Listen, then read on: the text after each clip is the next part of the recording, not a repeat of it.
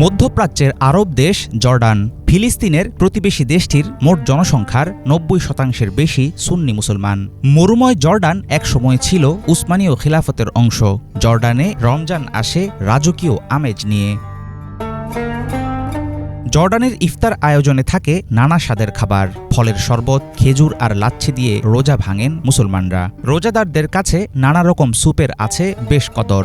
Vegetable, chicken, mushroom, ভার্মেসেলি ও মসুর ডালের soup এখানকার নিয়মিত খাবার। ঐতিহ্যবাহী জর্দানি খাবার মানসাফ। স্থানীয় বাসিন্দাদের কাছে জনপ্রিয় আইটেমটি মাংসের তৈরি। প্রথমে ভেড়ার মাংসকে হালকা মশলা দিয়ে রান্না করা হয়, তার উপর দেয়া হয় দই ও কাজু বাদাম। মানসাফের সাথে পরিবেশন করা হয় গরম রুটি। ফাত্তৌশ নামে একটি আইটেম জর্দানি ইফতারে অবশ্যই থাকে। সেদ্ধ রুটির ছোট ছোট টুকরো সহ তাজা সবজি মিশিয়ে তৈরি হয় এই আইটেম। সাজানোর জন্য উপরে দেয়া হয় ডালিম, জলপাই, তেল এবং লেবুর রস।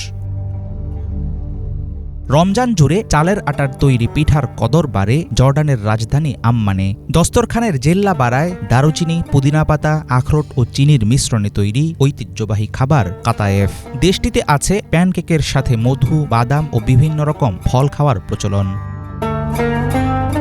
জর্ডানে মাহে রমজানের দিনের বেলায় মুসলমানদের জন্য প্রকাশ্যে খাওয়া নিষিদ্ধ। ধরা পড়লে গুনতে হয় জরিমানা অথবা কারাদণ্ড। কিছু ব্যতিক্রম ছাড়া খোলা দোকানে মদ বিক্রিতে থাকে কঠোর নিষেধাজ্ঞা।